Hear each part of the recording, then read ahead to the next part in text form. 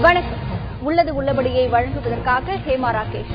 தமிழகத்தில் சுனாமி தாக்குதலால் மிகப்பெரிய பேரழிவை சந்தித்த கடலூர் மாவட்டம் கடந்த 2011ஆம் ஆண்டு ஒரு மிகப்பெரிய அதற்கடுத்ததாக ஒரு பேரழிவை சந்தித்தது. தானே புயல் காரணமாக கடலூர் மாவட்டத்தில் இருக்கக்கூடிய விவசாயிகள், பொதுமக்கள், மீனவர்கள் என அனைத்து தரப்பினரும் இந்த தானே புயல் காரணமாக பல்வேறு கட்ட சேதங்களை சந்தித்தனர். அதேபோல அவர்களுடைய வாழ்வாதாரம் என்பது அன்றைய கட்ட சூழ்நிலையில் ஒரு மிகப்பெரிய பாதிப்பை சந்தித்திருந்தது.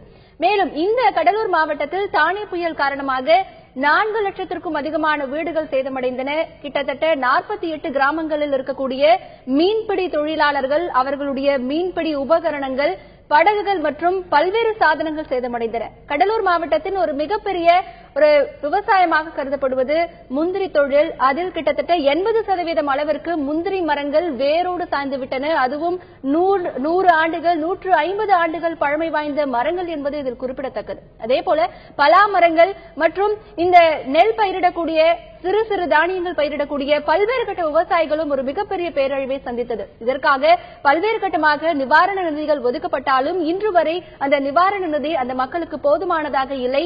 மறுசீரமைப்பு பணிகள் பல்வேறு கட்டமாக அறிவிக்கப்பட்டாலும் அந்த மறுசீரமைப்பு பணிகளும் 10% அளவிற்கு தான் மிகவும் மெதுவாக நடைபெற்றுக் கொண்டிருக்கிறது. மீதமுள்ள 90% பணிகள் அப்படியே கிடப்பில் போடப்பட்டிருக்கின்றன.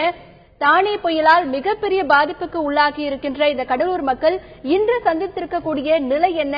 அவர்களுடைய வாழ்வாதாரம் அந்த புயலுக்கு பிறகு எப்படி மேம்பட்டிருக்கிறது?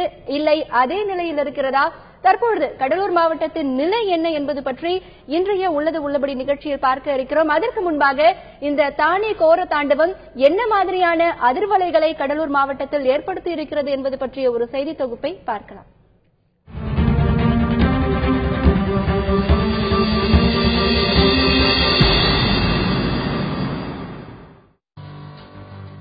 சுனாமி கோர தாண்டவத்திலிருந்து மெல்ல மெல்ல மீண்டு வந்த கடலூர் மக்களுக்கு 2011ஆம் ஆண்டு மேலும் ஒரு பேரிடி காத்திருந்தது. டிசம்பர் 30ஆம் தேதி நள்ளிரவு தொடங்கி விடிய விடிய வீசிய புயல் ஒட்டுமொத்த கடலூரை சின்ன பின்னமாக சிதைத்துவிட்டு சென்றது.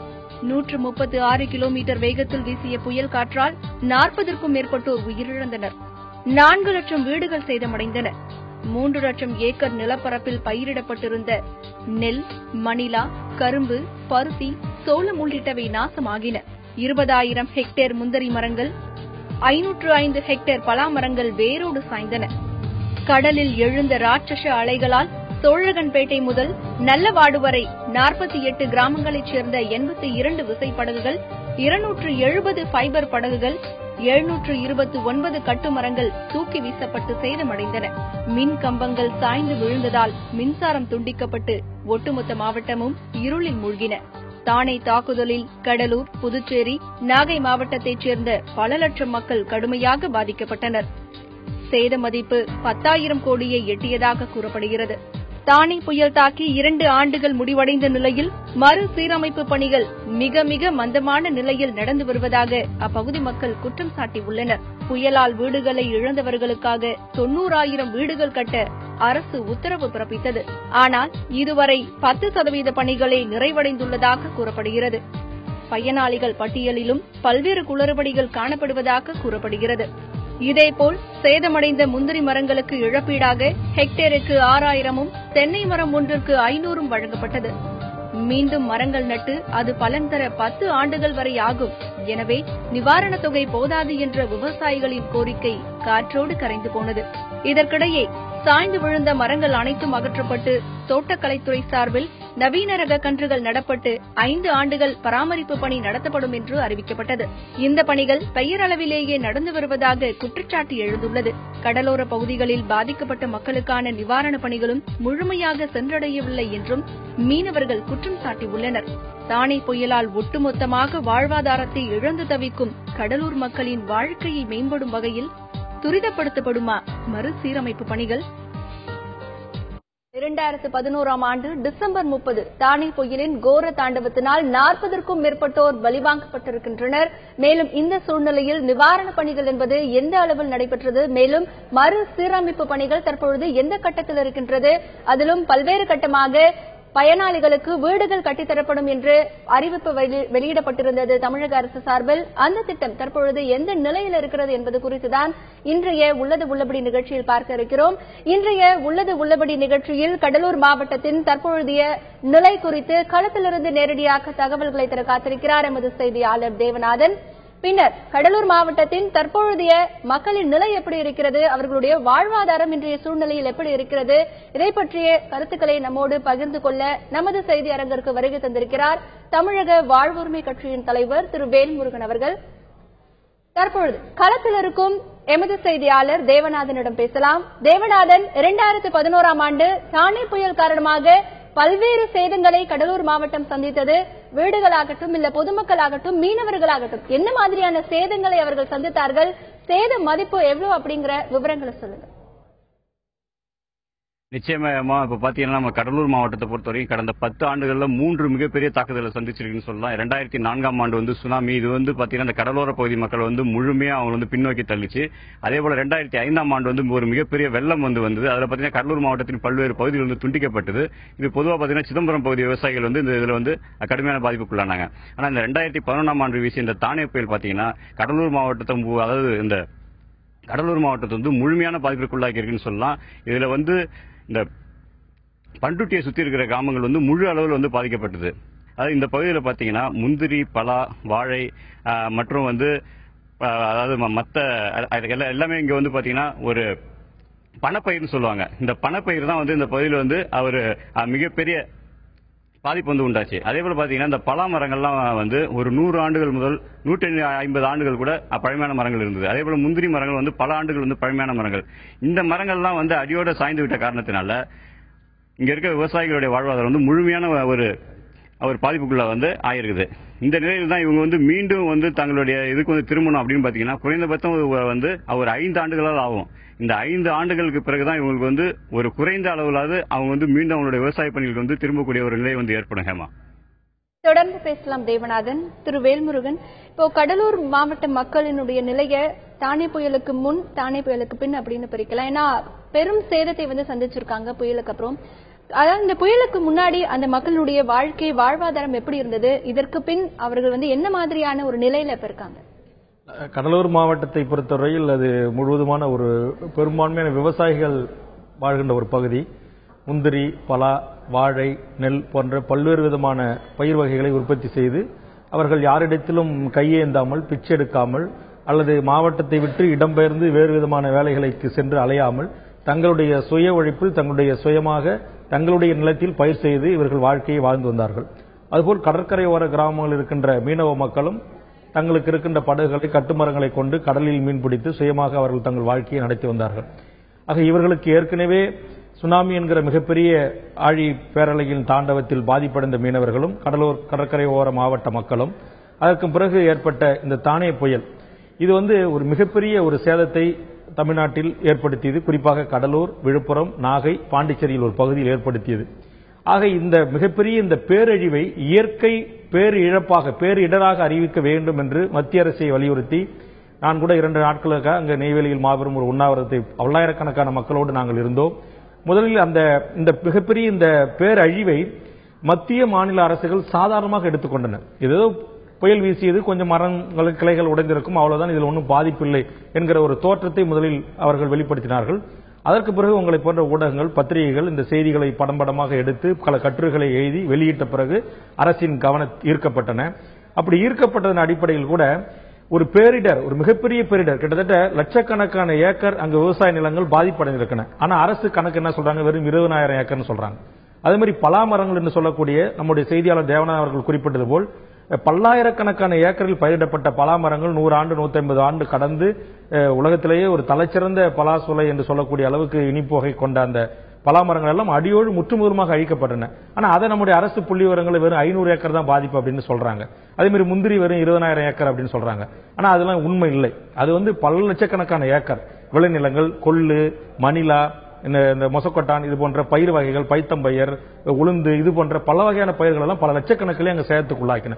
ஆக இவற்றையெல்லாம் மதிப்பெடுத்து கணக்கெடுத்து குறைந்தபட்சம் ஒரு 10,000 கோடி ரூபாயாவது மத்திய மாநில அரசுகள் எங்களுக்கு நிதி உதவி கொடுத்து எங்கள் மக்களை சொந்த காலில் கடந்த காலங்களில் எப்படி அவர்கள் சொந்தமாக வாழ்ந்தார்களோ, சுய சம்பாதித்துடன் சுய உழைப்பின் மூலமாக வாழ்ந்தார்களோ அந்த வாழ்க்கையை எங்களுக்கு மீட்டுத் தருவதற்கான முயற்சிகளை மத்திய மாநில அரசுகள் எடுக்க வேண்டும் என்று பல போராட்டங்களை மக்கள் அங்கு நடத்தினார்கள். நானும் நடத்தினேன். ஆனால் அதற்கு ஒரு நிவாரணமாக என்ன எங்களுக்கு கிடைக்கப்பட்டது என்று சொன்னால், 10,000 கோடிகளை இழந்து தவிக்கிற விவசாய மக்களாகிய எங்களுக்கு, கடலூர் மாவட்டத்தினுடைய அந்த தானே புயலால் பாதிப்படைந்த மக்களுக்கு அரசு அறிவித்தது, அதுவும் தமிழக அரசு தன்னுடைய சொந்த நிதியிலிருந்து அறிவித்த வெறும் 500 கோடி ரூபாய் தான். தொடர்ந்து பேசலாம் திரு வேல்முருகன். களத்தில் இருக்கும் எமது செய்தியாளர் தேவநாதனிடம் பேசலாம். தேவநாதன், இந்த தானே புயல் காரணமாக பாதிக்கப்பட்ட கடலூர் மக்களுக்கு என்னென்ன நிவாரண உதவிகள் தமிழக அரசின் சார்பாக வழங்கப்பட்டது?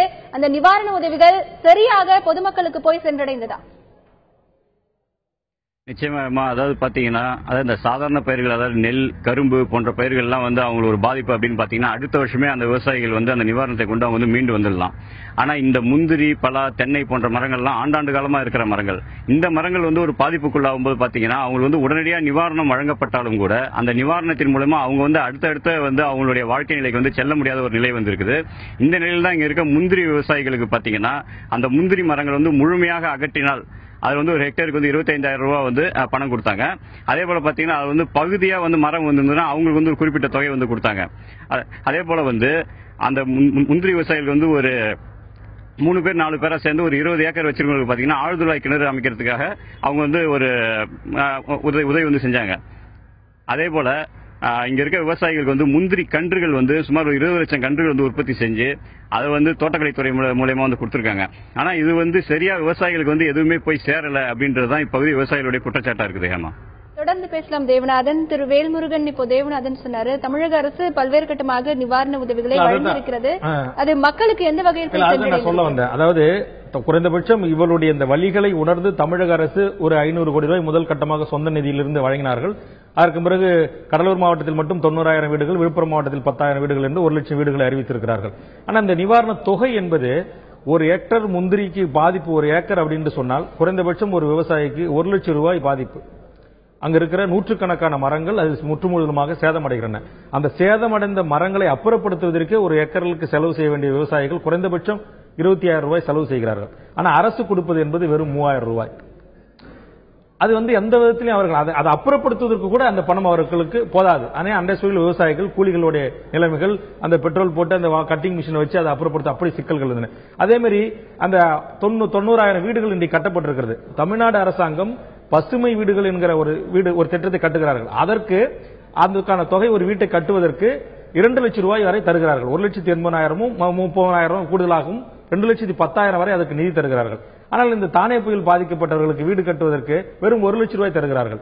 இன்றைக்கு விற்கிற சிமெண்ட், கம்பி விலை, கொத்தனார்கள் என்ற ஆட்கூலிகள் இவையெல்லாம் அதுக்கு ஒண்ணுமே பண்ண. நான் கேட்கிறேன், எதுக்கு அரசு கட்ட ஒரு ஸ்கீம் என்ற ஒரு பொதுமக்களுக்கு ஒரு வாழ்வதற்கு ஒரு வீடு கட்டி தருகின்ற போது ஒரு வீடு கட்டி தருவதற்கு 3 சதுர அடியில் 2,10,000 ரூபாயும், இந்த தானே புயல் பாதிக்கப்பட்ட 4 லட்சம் மக்களிலே அது 1 லட்சம் மக்களுக்கு மட்டும் தான் வீடு, 1 லட்சம் வீடுகளை கட்டி தரப்படுது. அதுக்கு கூட பாத்தீங்கன்னா அதுல சரிபாதி வெறும் 1 லட்சம் ரூபாயில கட்டி தராங்க. அதே மாதிரி இந்த முந்திரிக்கு நாங்க கேட்ட தொகை வந்து ஹெக்டருக்கு குறைந்தபட்சம் அரசு 50,000 ரூபாய் கொடுக்கணும் அப்படின்னு சொன்னாங்க. ஆனா அங்க வெறும் ஏக்கருக்கு 3,000 ரூபாய் தான், ஹெக்டருக்கு 9,000 ரூபாய் தான். அதே மாதிரி எல்லா தொகையும் பலாமரத்துக்கு கொடுத்தது வெறும் 3,000 ரூபாய். அதே மாதிரி நெல், கரும்பு உள்ளிட்ட பயிர்களுக்கு கொடுத்தது வெறும் ஏக்கருக்கு 3,000 ரூபாய் தான். ஆக அது மடுவுக்கும் அளவுக்கும் ஒரு அளவு என்று சொல்வார்கள். அது போன்ற ஒரு மிகப்பெரிய வித்தியாசம் இருந்தது.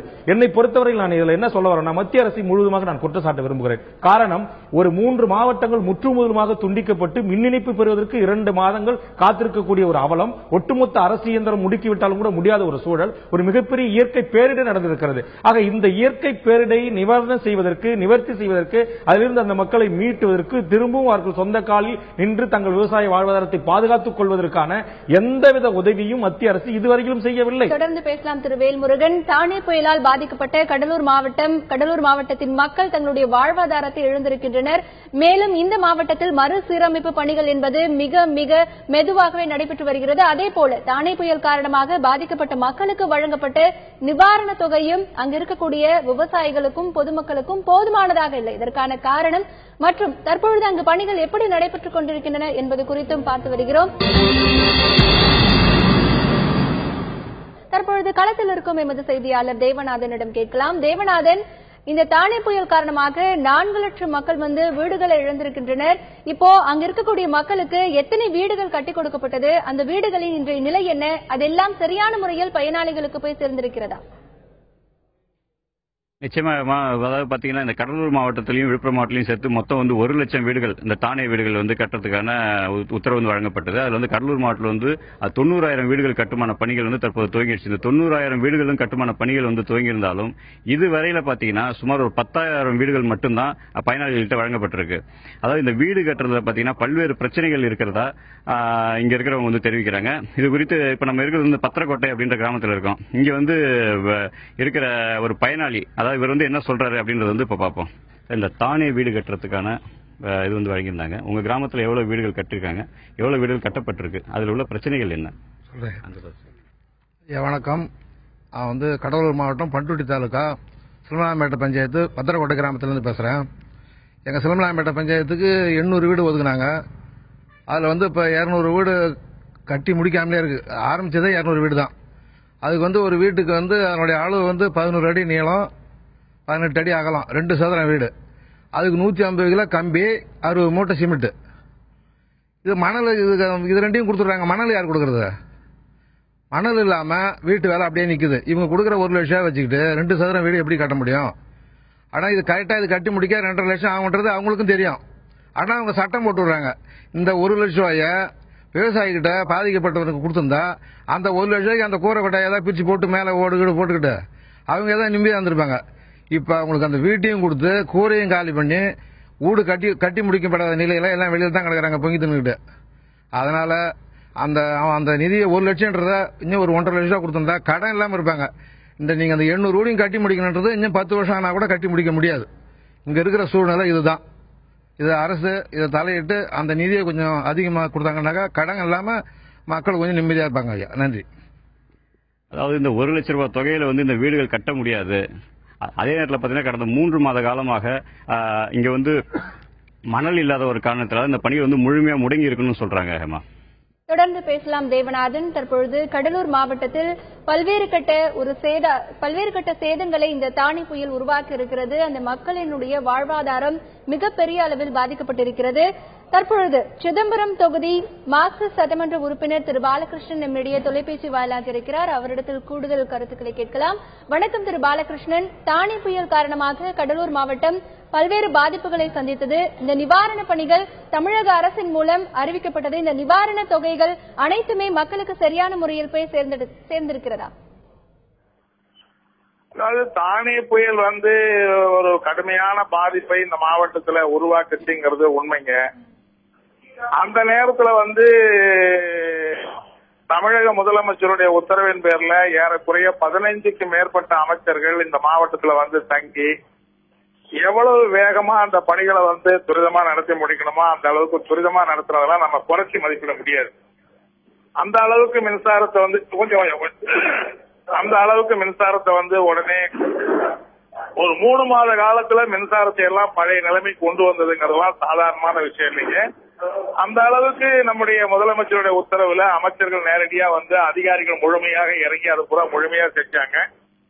அதே மாதிரி இதுவரைக்கும் எவ்வளவோ புயல்கள் எவ்வளவோ இயற்கை பாதிப்புகள் வந்த போது கூட அரசு அப்ப ஏதாவது நிவாரணம் கொடுப்பாங்களே தவிர ஒரு 1000 கோடி ரூபாயை ஒதுக்கி 1 லட்சம் வீடுகள் கட்டுகிற திட்டத்தை இதுக்கு முன்னாடி எந்த அரசும் இந்த மாவட்டத்துல மட்டுமில்ல எந்த மாவட்டத்திலையும் நிறைவேற்றல. இந்த இப்ப தானே புயலால பாதிக்கப்பட்ட இந்த கடலூர் விழுப்புரம் மாவட்டத்துக்கு மட்டும் 1 லட்சம் வீடுகள் கட்டுகிற திட்டத்தையும் மாண்புமிகு முதலமைச்சர் அறிவிச்சு அதுக்கான பணத்தையும் ஒதுக்குனாங்க. ஆனா நிலைமை என்னன்னா கட்டுமான பொருட்களுடைய விலை உயர்ந்து போயிருக்கனால அந்த 1 லட்சம் ரூபாயில அந்த வீடுகள் கட்டுறதுல கொஞ்சம் சிரமம் என்பது ஏற்பட்டிருக்குங்கிறது உண்மை. அதே மாதிரி இப்ப மணல் பற்றாக்குறையினால வீடுகள் கட்டுகிற பணி என்பது நிறுத்தியிருக்காங்கிறது உண்மை. அதனாலதான் நம்ம அரசாங்கத்தை என்ன கேட்டிருக்கோம்னா வேறு பல திட்டங்கள் பசுமை வீடு திட்டத்துக்கு மற்றதுக்கெல்லாம் நீங்க ஒரு குறிப்பிட்ட அளவு தொகை உயர்த்தி இருக்கிற மாதிரி தானே புயலுக்கு நீங்க வீட்டை உயர்த்தி தர வேண்டும் என்று நம்ம வற்புறுத்தி கேட்டிருக்கிறோம். அதே மாதிரி ஊராட்சியில மட்டும்தான் இந்த திட்டம் செயல்படும்ங்கிறத மாற்றி பேரூராட்சிகளுக்கும் நகராட்சிகளுக்கும் இதை விரிவுபடுத்த வேண்டும் என்று கேட்டிருக்கிறோம். அடுத்து மரங்கள் பாதிக்கப்பட்டவர்களுக்கெல்லாம் அரசு இலவசமா தென்னை கன்றுகள், இலவசமா முந்திரி, பலா போன்ற கன்றுகள் வழங்குகிற திட்டத்தை செயல்படுத்தி இருக்கிறாங்க. ஆனா அதுல சில இடங்கள்ல அதிகாரிகள் பண்ண தப்பினால அந்த கன்றுகள் வந்து வெளிமாநிலங்களுக்கு கடத்தப்பட்ட சம்பவங்களும் இருக்கு. அதையெல்லாம் களைய வேண்டும் என்று நம்ம வந்து மாண்புமிகு முதலமைச்சருக்கும் நம்முடைய வருவாய்த்துறை அமைச்சருக்கும் திரும்ப திரும்ப வற்புறுத்திக்கிட்டு இருக்கிறோம். இப்ப என்னன்னா பெரும்பகுதி வந்து இந்த வீடு கட்டுகிற திட்டத்துக்கு அரசு வந்து கொஞ்சம் தொகையை உயர்த்தி கொடுத்தா ஒரு பெரிய திட்டத்தை கட்டி முடிச்சு அந்த மக்களுக்கு வந்து சிரமம் இல்லாம அந்த வீடுகளை கட்டி முடிச்சு எல்லாரும் நல்ல இடத்துல குடியேறுகிற நிலைமை என்பது ஏற்படும்ங்கிறதா நான் தெரிவிக்க விரும்புகிறேன். உங்களுடைய கருத்தை பதிவு செய்ததற்கு நன்றி திரு பாலகிருஷ்ணன். கடலூரில் களத்தில் இருக்கும் எமது செய்தியாளர் தேவநாதனிடம் பேசலாம். தேவநாதன், அங்க இருக்கக்கூடிய மக்கள் கிட்ட கேளுங்க, இந்த புயல் கோர தாண்டவத்திற்கு பிறகு வழங்கப்பட்ட நிவாரண தொகைகள் எல்லாமே அவங்க போதுமானதாக இருக்கிறதா? மறுசீரமைப்பு பணிகள் அவங்களுக்கு திருப்திகரமா இருக்காங்க நடந்து கொண்டிருக்கிறது? அவங்க கிட்ட கேளுங்க. நிச்சயமா இப்ப நம்ம பக்கத்துல வந்து இப்ப பத்திரக்கோட்டையை சேர்ந்த முந்திரி விவசாயத்துல வந்து ஈடுபட்டிருக்க ராஜேந்திரன் இருக்காரு. அவர்கிட்ட வந்து இந்த முந்திரி விவசாயத்துல தற்போது உள்ள பிரச்சனைகள் என்ன, அவங்களுடைய மறுசீரமைப்பு வந்து எப்படி இருக்குன்றத பத்தி இப்ப கேட்கலாம்.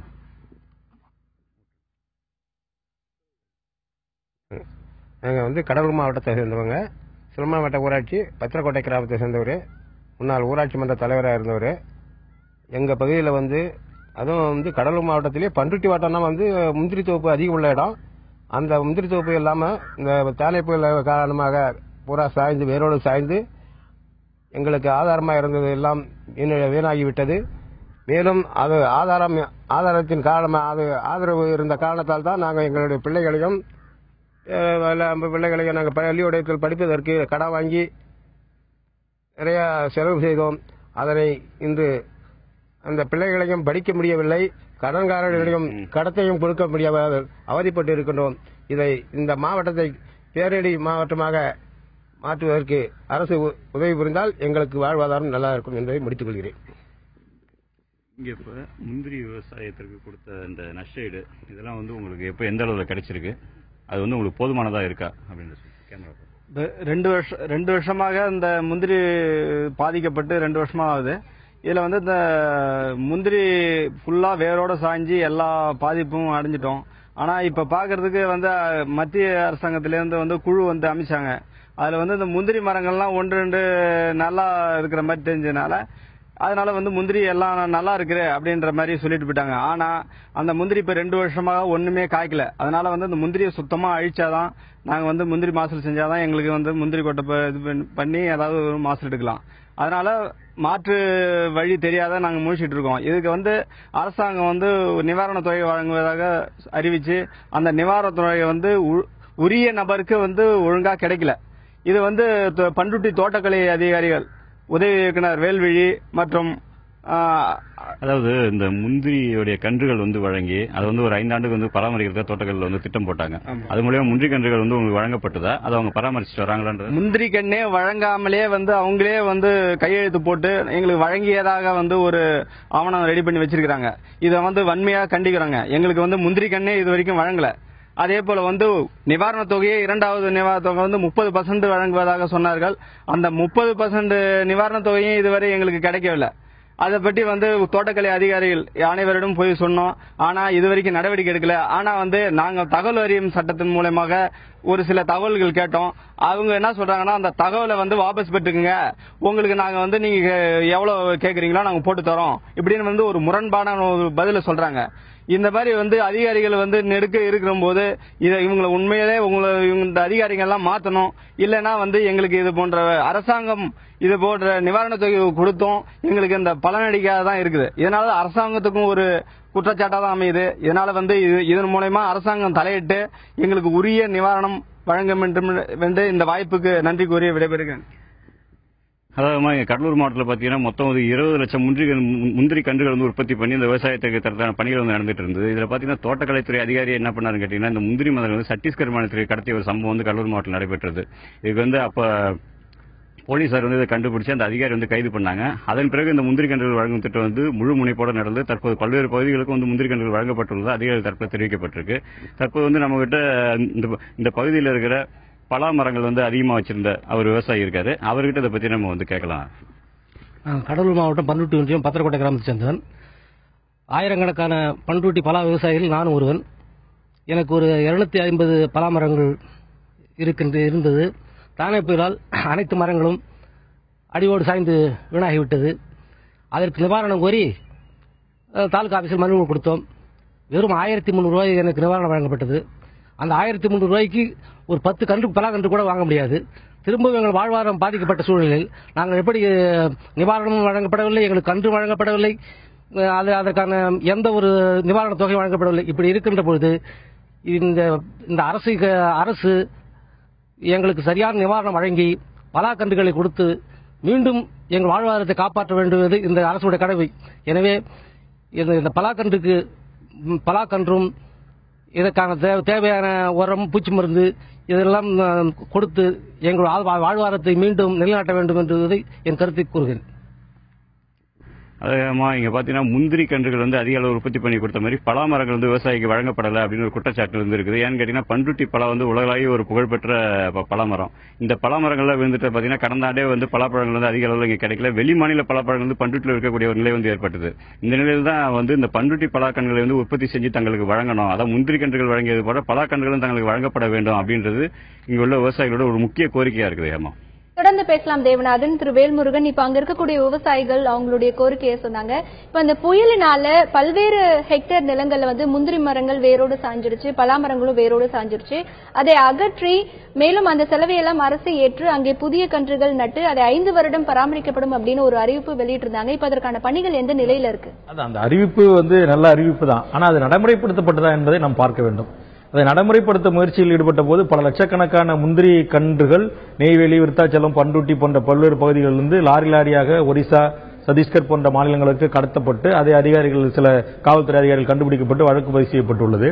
அதே போன்று இந்த உபகரணங்கள், அந்த கட்டிங் மிஷின் என்று சொல்லக்கூடியது வாடகைக்கும் அல்லது இலவசமாக தந்தது, அதே மாதிரி இந்த போர்வெல் அமைப்பது, அப்படி இந்த மம்முட்டி, கடப்பாறை போன்ற ஸ்ப்ரேயர் போன்ற பல்வேறு விதமான உபகரணங்கள் வழங்கப்பட்டதெல்லாம் மிகப்பெரிய ஊழல்கள், முறைகேடுகள் அங்கு நடந்திருக்கின்றன.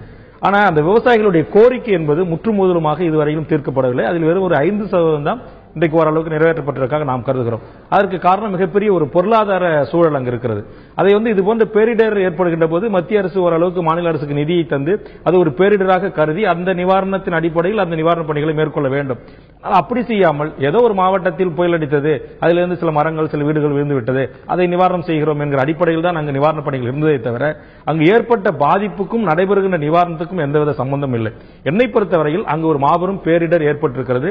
அந்த பேரிடரை போக்குவதற்கு அரசு போர்க்கால அடிப்படையில் நடவடிக்கை மேற்கொள்ள வேண்டும். மத்திய அரசு அதுக்கு நிதி தர வேண்டும். முதலாவதாக இந்த வீடுகள் கட்டத்தில் இருக்கிற பாரபட்சம் மாற்றப்பட வேண்டும். அங்கு அனைவருக்கும் பசுமை வீடுகள் கட்டுவதில் எப்படி 2 லட்சம் ரூபாய் தருகிறார்களோ அதேபோல் இந்த தானே புயல் வீட்டுக்கும் 2 லட்சம் ரூபாய் தந்து அந்த வீடுகளை கட்டினால்தான் மீதம் இருக்கிற இந்த 90,000க்கும் மேற்பட்ட வீடுகள் முழுவதுமாக கட்டி முடிக்கப்படும், பயனாளிகள் ஒப்படைக்கப்படும். அங்கு ஒரு பயனாளர் விவசாயி குறிப்பிட்டது போல கூரை வீடு, குடிசை வீடு, இந்த பணத்தை அவங்க கிட்ட நேரடியாக கொடுத்திருந்தா கூட அவங்க கரும்பு ஓலை போட்டு இல்ல தென்னங்கீற்றை வச்சு ஓலை பண்ணி அந்த குடும்பத்தில் வாழ வாய்ப்பு இருக்கும். ஆனா இப்ப என்ன செஞ்சாங்க, அரசாங்கம் வீடு கொடுத்திருந்தாங்களே, அவங்க அந்த 1.5 2 சதுரத்தை நோண்டிட்டு அப்படியே அடிக்கோல் பட்டு ஒரு 4 செவரு குட்டிச்சோறு என்று சொல்வார்கள், அப்படி கட்டப்பட்டு தார்பாயை போட்டுக்கிட்டு அப்படிதான் அவங்க படுத்து கிடக்குறாங்க மக்கள். ஏன்னா முழுசா கட்ட முடியல. இன்னைக்கு கம்பி விலை, மணல் விலை, ஒரு மணல் ஒரு லோடு இன்னைக்கு 40,000 ரூபான்றாங்க. கம்பி விலை எங்கேயோ போயிட்டு இருக்கு. ஆக இவ்வளவு விலை இருக்கும்போது அவங்க எப்படி முழுசா கட்டி முடிக்க முடியும்? ஆக இந்த அரசு அறிவித்த திட்டம் நல்ல திட்டம். 1 லட்சம் மக்களுக்கு வீடு கிடைக்க வேண்டியது வரவேற்கக்கூடியது. ஆனா அதற்கான அரசு நிதியும் அதற்கான போதுமான தளவாட பொருட்களையும் அரசு வழங்க முன்வர வேண்டும். ஒன்று, வீடு பிரச்சனையில். 2வது, மீனவர்களுடைய பாதிப்பு. இந்த படகுகளுக்கு 5,000 10,000 கொடுத்திருக்காங்க, அது போதாது. அதற்கு உரிய ஒரு தொகையை அரசு வழங்கணும். அது இதுவரைக்கும் வழங்கல. அதே மாதிரி அவர் பலாப்பழ விவசாயி சொல்வது போல பலாமரங்கள் 100 ஆண்டு 150 ஆண்டுகள். ஒரு பலாமரம் அப்போதைக்கு 50,000 1 லட்சம் ரூபாய் விலை போகும். ஆனா அந்த பலாமரத்துக்கு அரசு கொடுத்தது வெறும் 1,500 ரூபாய். 500 ரூபாய் தான் ஒரு மரத்துக்கு. ஆக ஒரு மரத்துக்கு 500 ரூபாய், எங்க 50,000 மரம் 500 ரூபாய்க்கு அரசு கொடுக்குறாங்க. அது இந்த மரம் உடைஞ்சு அந்த மண்ணோடு மண்ணா விவசாய நிலத்தில் கலக்கும் போது அதை அப்புறப்படுத்துவதற்கு ஒரு நாள் ஒரு கூலி நபரை நம்ம அழைக்கும் என்று சொன்னால் அவருக்கு அங்க சம்பளம் 750 ரூபாய், 2 வேளை சாப்பாடு. ஒரு மரத்தை அப்புறப்படுத்தி வெட்டி கொண்டு போய் அப்புறப்படுத்துவது குறைந்தபட்சம் 10 ஆட்கள் வேண்டும். ஆக 10 கூலிக்கு என்ன 7,500 ரூபாய், அவருக்கு 10 நாளுக்கு 2 வேளை உணவுக்கு. ஆக விவசாயிகள் மேலும் மேலும் துன்பப்பட்டு துயரப்பட்டுக் கொண்டு இப்ப எங்கள் மாவட்டத்திலிருந்து பல இளைஞர்கள், நானே நூற்றுக்கணக்கான இளைஞர்களுக்கு சென்னையில உங்களை போன்ற பெரிய நிறுவனங்களுக்கு இரவு காவலர் பணிகளுக்கும் ஓட்டுநர் பணிகளுக்கும் தானியங்கி ஆட்டோ ஓட்டுவதற்கும் ஷேர் ஆட்டோ ஓட்டுவதற்கும் அந்த வாய்ப்புகளை நாங்கள் பெற்றுக் கொடுக்கிறோம். கர்நாடகா, கேரளா, ஆந்திரா போன்ற பல்வேறு மாநிலங்களுக்கு கூலிகளாக பிழைக்க போய் கொண்டிருக்கிறார்கள். ஆக இன்றைக்கு இன்னும் ஒரு பெரிய கோரிக்கை வைத்தார்கள் ஒட்டுமொத்த விவசாய மக்களும். அதாவது எங்கள் பிள்ளை செல்வங்களை முந்திரி, வாழை இந்த மாதிரியான பணப்பயிர்களை நம்பிதான் நாங்க படிக்க வச்சிருந்தோம். அதுக்கான தனியார் பள்ளிகள், அரசு பள்ளிகள் அந்த கல்வி கட்டணத்தினாச்சும் குறைந்தபட்சம் இந்த தானே புயலால் பாதிக்கப்பட்ட மாவட்டத்தினுடைய நலனை கருதி, விவசாய மக்களுடைய வாழ்வாதாரத்தை கருதி அதை ரத்து பண்ணுங்க அப்படின்னு கோரிக்கை வச்சிருக்காங்க. அது கூட பல்லாயிரக்கணக்கான மாணவர்கள் என்னுடைய தலைமையில் உண்ணாவிரதம் இருந்து கோரிக்கை வச்சோம். இதுவரை அது நிவாரணம் செய்யப்படவில்லை. அந்த மாணவர்கள் தங்களுடைய படிப்பை பாதியில் விடக்கூடிய அவலம் அந்த மண்ணிலே தொடர்ந்து இருக்கிறது. ஆக இவற்றுக்கெல்லாம் ஒரு நல்ல தீர்வு வேண்டும் என்று சொன்னால் இந்த திட்டத்தை மறு ஆய்வு செய்து கொண்டு நிச்சயமாக மாண்புமிகு முதலமைச்சர் அவர்கள் நேரடியாக களத்தில் இறங்கி இது ஒரு பேரிடராக கருதி இந்த ஊழல் நடக்காத வண்ணம், அரசு அதிகாரிகளுடைய அந்த தவறுகள் நடக்காத வண்ணம் இந்த திட்டங்கள் மக்களிடத்தில் போய் சேர்வதற்கான நடவடிக்கை மேற்கொண்டால் நிச்சயம் அது பயனுள்ளதாக இருக்கும். எங்கள் மாவட்ட மக்களுடைய இடர்பெயர்வும் தடுக்கப்படும் என்பதை இந்த நேரத்தில் நான் பதிவு செய்ய விரும்புகிறேன். தொடர்ந்து பேசாம் திரு வேல்முருகன். தற்பொழுது காட்டு மன்னார் கோவில் தொகுதியின் முன்னாள் சட்டமன்ற உறுப்பினர் திரு ரவிக்குமார் தொலைபேசி வாயிலாக நம்மிடத்தில் இருக்கலாம். அவரிடத்தில் கூடுதல் கருத்துக்களை கேட்கலாம். வணக்கம் திரு ரவிக்குமார். இந்த தானே புயல் காரணமாக கடலூர் மாவட்டத்தில் மீனவர்களும் பல்வேறு கட்ட சேதங்களை சந்தித்தனர். அவர்களுக்கான நிவாரண உதவிகள் வழங்கப்பட்டிருக்கதா? என்ன மாதிரியான உதவிகள் அவங்களுக்கு இதுவரை வழங்கப்பட்டிருக்கு? நாம் சில நாட்களுக்கு முன்னால் தான் பார்த்தோம். சுனாமியிலே பாதிக்கப்பட்டவர்கள் ஏறத்தாழ 9 ஆண்டுகள் முடிந்து விட்டன. அவர்களுக்கே இன்னும் முழுமையான நிவாரணம் வழங்கவில்லை. சுனாமி பாதிப்பு ஏற்பட்ட போது இன்றைக்கு முதல்வராக இருக்கிறவர் தான் அன்றைக்கும் முதல்வராக இருந்தார்கள். அது உலகிலேயே நாங்கள் தான் சுனாமி மறுவாழ்வு திட்டங்களை மிக சிறப்பாக நிறைவேற்றினோம் என்றும் அவர்கள் சொல்லிக் கொண்டார்கள். என்றாலும் இன்னமும் கூட அந்த பாதிப்பு நிகழ்ந்த பகுதிகளிலே மறு கட்டுமானம் என்பது முழுமையடையவில்லை. பல்வேறு தொண்டு நிறுவனங்கள் வந்து அந்த பணிகளில் ஈடுபட்டார்கள். அவர்களும் கூட முழுமையாக அந்த பணிகளை செய்து முடிக்காமல் போய்விட்டார்கள். அதுபோலத்தான் இன்றைக்கு தானே புயலால் பாதிக்கப்பட்டவர்களுடைய மறுவாழ்வு மறுகட்டுமான பணிகளும் இன்னமும் ஒரு பாதி அளவை கூட எட்டாத ஒரு நிலையை தான் நாம் பார்க்கிறோம். குறிப்பாக இந்த 1 லட்சம் வீடுகள் கட்டித் தருகிற அந்த திட்ட அறிவிப்பு வந்தபோது நாங்கள் எங்கள் கட்சியின் சார்பில் முதல்வருடைய அந்த அறிவிப்பை நாங்கள் வரவேற்றோம். ஏனென்று சொன்னால் மிக அதிகமாக குடிசை பகுதிகள் நிரம்பி இருக்கிற ஒரு மாவட்டமாக விழுப்புரம் மாவட்டமும் கடலூர் மாவட்டமும் இருக்கின்றன. கடந்த திமுக ஆட்சியில என்னுடைய கோரிக்கையை ஏற்றுத்தான் அந்த குடிசைகளை மாற்றிவிட்டு கான்கிரீட் வீடுகள் கட்டுகிற 21 லட்சம் வீடுகள் கட்டுகிற திட்டத்தை கொண்டு வந்தார்கள். இந்த ஆட்சி வந்ததும் அந்த திட்டத்தை கைவிட்டு விட்டார்கள். ஆனால் அப்படி கைவிட்ட அந்த மக்களுக்கு ஏதோ இந்த தானே புயல் விளைவாகவாவது ஒரு வீடு கிடைப்பதற்கு ஒரு வழி பிறந்திருக்கிறே என்று நாங்கள் எண்ணி அந்த அறிவிப்பை வரவேற்றோம். ஆனால் இன்றைக்கு பார்த்தால் ஒரு 10% வீடுகள் கூட கட்டி முடிக்கப்படவில்லை என்கிற புள்ளி விவரங்களை அதிகாரிகளே தருகிறார்கள். ஆக இந்த மறுகட்டுமான நடவடிக்கைகள் அறிவிப்புக்கும் அந்த நடவடிக்கைகளுக்கும் எவ்வளவு தூரம் இருக்கிறது என்பது நமக்கு தெரிகிறது. இது பொதுவாக இந்த பிரச்சனை மட்டுமல்ல, இந்த ஆட்சியினுடைய அறிவிப்புகள் எல்லாவற்றை பற்றியுமே இதே போன்ற புகார்கள் தொடர்ந்து பல தரப்பினராலும் சொல்லப்பட்டு வருகின்றன. இந்த தானே புயலால் பாதிக்கப்பட்ட மக்கள் மட்டுமல்ல, இன்றைக்கு ஆட்சியிலே செய்யப்பட்ட அறிவிப்புகளோடு நின்று விடுகின்றன. அவை செயல் வடிவம் பெறுவதில்லை என்பதை தொடர்ந்து பலரும் சுட்டிக்காட்டுகிறார்கள். அதை முதல்வர் அவர்கள் கவனத்தில் எடுத்துக்கொண்டு அந்த அறிவிப்புகளுக்கு செயல் வடிவம் கொடுப்பதற்கு முன்வர வேண்டும். குறிப்பாக இந்த தானே புயலால் பாதிக்கப்பட்ட அந்த மக்கள் மீனவ மக்களாக இருந்தாலும் சரி, அது ஆதிதிராவிட மக்களாக இருந்தாலும் சரி, அதுவும் குறிப்பாக கடலூர் விழுப்புரத்திலே அதிகமாக பாதிக்கப்பட்ட வன்னியர் சமூகத்தைச் சேர்ந்த மக்களாக இருந்தாலும் சரி, அவர்களுக்கு அந்த நிவாரணங்கள் முழுமையாக போய் சேர்வதற்கு உடனடியான நடவடிக்கைகளை எடுக்க வேண்டும்.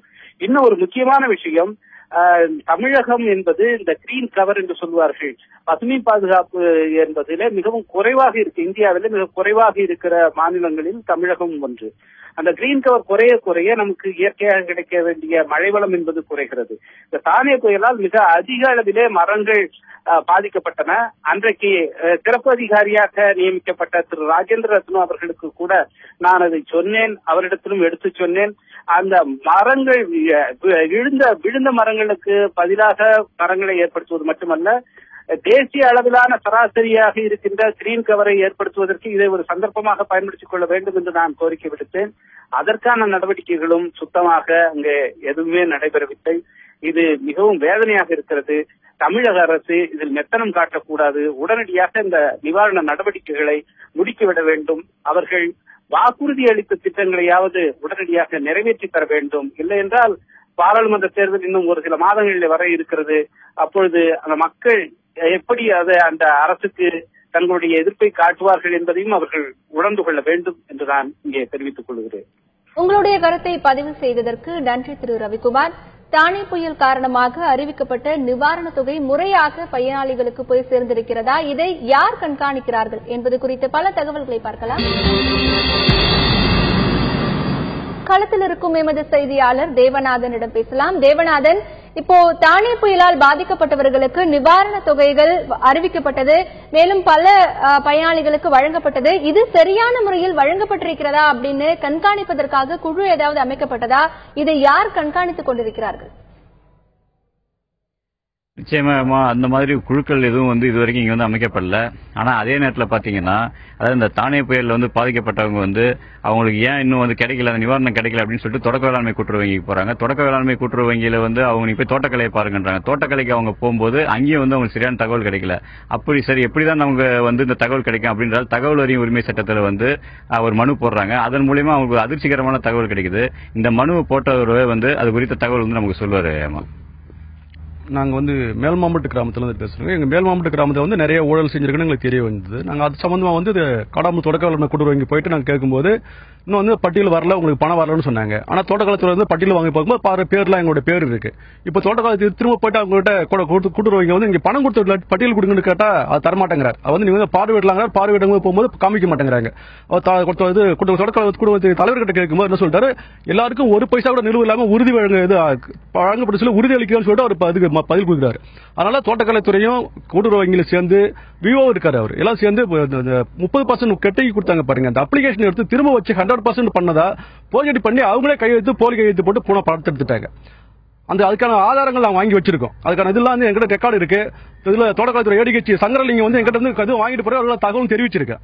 அதனால அவங்க மேல உரிமையா சரியான நடவடிக்கை எடுத்து அந்த தோட்டக்கலைத்துறையில் இருக்கிறவங்க அத்தனை பேரையும் பதவி நீக்கம் செய்யணும். அவங்களுக்கு சரியான முறையான நடவடிக்கை ஊழல் தடுப்பு காவல் பிரிவில் அவங்க குற்ற வழக்கு பதிவு பண்ணி அத்தனை பேரும் முடிவாக நடக்கும். இதுக்கு காரணம் எங்க விவோ தான் போலீஸ் சான்றிதழ் அவர் கொடுக்கறது அவரை மிஞ்சதுக்கு ஆளே இல்லை. அந்த அளவுக்கு போலீஸ் சான்றிதழ் வழங்கிட்டு இருக்காரு. காசுக்கு 1000 ரூபாய் கொடுத்தா நீங்க உங்களுக்கு 15 ஹெக்டர் 20 ஹெக்டர் கூட அது கொடுக்கறது தயாரா இருக்காரு. அவருக்கு தேவை பணம் மட்டுமே குறிக்கோளா கொண்டு செயல்படுறார். அதுக்கு தகுந்த ஏடி ஆபீஸ்ல பண்ருட்டி தொடக்க வேளாண்மை கூட்டுறவு வங்கியோ அங்க இதுலயும் சேர்ந்துட்டு தோட்டக்கலைத்துறையிலையும் ஏகப்பட்ட ஊழல் செய்யறாங்க. அப்ளிகேஷன் ஃபுல்லா போர்ஜரி பண்ணி அவங்களே ரெடி பண்ணி கொடுத்துக்கிறாங்க. அதுக்கு தகுந்த மாதிரி அவங்க அரசியல்வாதிகளுக்கு போன் பண்ணி சொன்னாலே போதும், அதுக்கு தகுந்த எல்லா ஏற்பாடும் பண்ணி கொடுத்து அதுக்கு அவங்களுடைய ஆளுங்களுக்கு கொண்டு கூட்டுறவு வங்கியிலே அவங்களுக்கு ஆளுக்கு ரெடி பண்ணி வச்சிருக்காங்க. எல்லாத்தையுமே போர்ஜரி ஆவணங்கள் தான் ரெடி பண்றாங்க. ஏன்னா ஃபர்ஸ்ட் 30% வாங்கின அந்த போட்டோ, ரேஷன் கார்டு ஜெராக்ஸ், அவங்க எல்லா எவிடன்ஸ் அவங்க கையில் இருக்கு. அதையே திருப்ப போட்டோலாம் இன்னைக்கு எல்லாம் டெக்னாலஜி வந்தனால எல்லாத்தையுமே ரெடி பண்ணி கொடுத்துக்கிறாங்க. அவங்க கொடுத்து பண்ணி எல்லாமே போலி ஆவணங்களை வச்சு ஃபுல்லா ரெடி பண்றாங்க. கடாம்புலி தொடக்க வேளாண்மை கூட்டுறவு வங்கியை முழுசா ஆய்வு செய்யணும். அங்க ஏகப்பட்ட போர்ஜரி நடந்திருக்கு. போய் சொல்றாங்கன்னா கேட்கும்போது இன்னும் உங்களுக்கு பணம் வந்துட்டு இருக்கு, பணம் வந்தது திருப்பி வச்சு அனுப்பிச்சிட்டு இருக்காங்க, பணம் நீங்க யாரும் வாங்க வரலங்கிறாங்க. ஆனா அந்த அப்ளிகேஷன் அத்தனையுமே போர்ஜரி. விவசாயிகளுக்கு தெரியாமலேயே அவங்களே ரெடி பண்ணி வச்சது. அதனால தகவல் உரிச்சது நாங்க வாங்கும்போது அந்த பேர்ல எங்களுக்கு ஞாபகத்துக்கு வருது. திரும்ப இந்த முழுசா 100% வெட்டினா சொல்றோம். 1 ஹெக்டேர் நிலம் கூட இன்னைக்கு முழுசா மாம்பட்டில் வெட்டல. இன்னைக்கு 150 ஹெக்டருக்கு மேல அவங்க நிலம் வெட்டதா அது நிவாரணம் கொடுத்திருக்காங்க. அதெல்லாம் முறையா ஆய்வு செய்யணும். என் பேர் ஜெகதீசன். தகவல் உரிமை சட்டத்தில் வாங்கும்போது எங்க அப்பா பெயருக்கு வந்திருக்கு. போய் கேட்கறதுக்கு கூட்டுறவு சொசைட்டியில் அதெல்லாம் எதுவும் இல்லை அப்படின்னு சொல்றாரு. சரி இது என்னதான் பண்ணலாம்னு பார்க்கும்போது அப்புறம் கலெக்டருக்கு மனு கொடுத்துருக்கோம். ஊழல் தடுப்பு பிரிவு, லோக்கல் ஸ்டேஷனு, டிஎஸ்பி, எஸ்பி. அதாவது இந்த தானேவால் பாதிக்கப்பட்ட விவசாயிகள் கூட்டுறவு கடன்கள் தள்ளுபடி செய்யப்படல அப்படின்றது மிகப்பெரிய குற்றச்சாட்டா இருக்குது. ஏன்னா மிகப்பெரிய பேரிழப்பு ஏற்பட்ட இந்த ஒரு மாவட்டத்தில் கூட்டுறவு கடன்களை விவசாயிகளுக்கு தள்ளுபடி செய்யணும் அப்படின்றது ஒரு முக்கியமான கோரிக்கையை விவசாயிகள் வைக்கிறாங்க. தொடர்ந்து பேசலாம் தேவநாதன், தொடர்ந்து பேசலாம். திரு வேல்முருகன், இப்ப அங்க இருக்கக்கூடிய மக்கள் சொன்னாங்க, இப்ப அந்த நிவாரண தொகை வாங்குவதற்காகவே பல்வேறு கட்ட போராட்டங்களை அவங்க சந்திச்சிருக்காங்க. இப்ப அதிகாரிகள் தான் என்ன சொல்றாங்க இதை பத்தி? அது அதிகாரிகள் ஒரு பொத்தாம் பொதுவான ஒரு பதில தான் சொல்றாங்களே தவிர, அதான் அவரு நம்ம செய்தியாளர் சொன்னது போது தோட்டக்கலைத்துறை போய் பாருங்கன்னா வேளாண்மை துறையை போய் பாருங்க, வேளாண்மை துறையை போனா வட்டார வளர்ச்சி அலுவலர்கிட்ட போயிட்டு வாங்கினோம், வட்டார வளர்ச்சி அலுவலர்கிட்ட போனா நீங்க கிராம நிர்வாக அலுவலர், வருவாய் ஆய்வாளர், வட்டாட்சியர்கிட்ட சான்று வாங்கிட்டு வாங்கன்றாங்க. அவங்க கிட்ட போட்டா இல்ல இந்த நிவாரணத்தை கணக்கெடுத்து புள்ளி விவரங்களை எங்களுக்கு யாராரு கொடுக்கணும்ன்றதுக்காக அந்த வட்டார அளவுல ஊராட்சி அளவுல ஒரு குழு நியமனம். திரு வேல்முருகன் சார், குறுக்கிடுவதற்கு மன்னிக்கணும். இப்ப அந்த தொகுதி எம்பி நம்ம தொலைபேசி வாயிலாக இருக்கிறார், அவரிடத்தில் கேட்கலாம். தற்பொழுது கடலூர் மாவட்டத்தின் எம்பி திரு KS அழகிரி நம்மிடையே தொலைபேசி வாயிலாக இருக்கிறார், அவரிடத்தில் கேட்கலாம். வணக்கம் திரு அழகிரி. இந்த தானே புயல் காரணமாக பல்வேறு கட்ட சேதங்களை கடலூர் மாவட்டம் சந்தித்தது. இதற்கு மத்திய அரசு நிவாரண தொகை ஏதாவது அறிவித்திருக்கிறதா? தற்போது அங்கிருந்து அரசு அதிகாரிகள் எல்லாமே பார்வையிட்டாங்க, அவர்கள் என்ன அறிக்கை சொல்லியிருக்காங்க, இதை பற்றி உங்களுடைய கருத்து சொல்லுங்க. தானே புயல் பாதித்த மறுநாளே இந்தியாவினுடைய உள்துறை அமைச்சர் சிதம்பரம் அவர்கள் வருகை புரிந்து பண்ருட்டி, காணாம்புலியூர் பகுதிகளில் சென்று பார்வையிட்டார்கள். அதன் பிறகு உடனடியாக மத்திய அரசு 500 கோடி ரூபாய் முதற்கட்டமாகவும், அதன் பிறகு ஒரு 400 கோடி ரூபாய், மொத்தம் 900 கோடி ரூபாய் தானே புயலுக்காக வழங்கி இருக்கிறார்கள். அது மாநில அரசினுடைய நிர்வாகத்தின் மூலமாக அவைகள் நடைமுறைப்படுத்தப்படுகின்றன.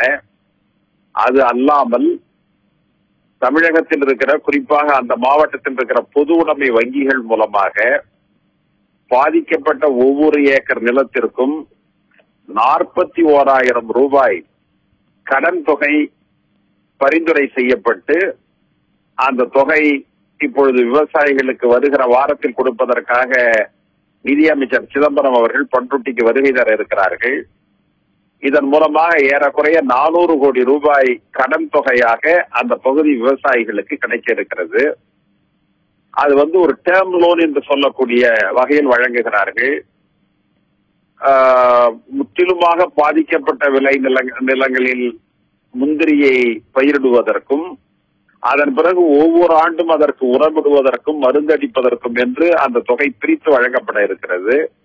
எனவே விவசாயிகளுக்கு கிடைக்கக்கூடிய நேரடியாக கிடைக்கக்கூடிய மிகப்பெரிய உதவியாக இது இருக்கும் என்று நான் கருதுகிறேன். உங்களுடைய கருத்தை பதிவு செய்ததற்கு நன்றி திரு கே எஸ் அழகிரி.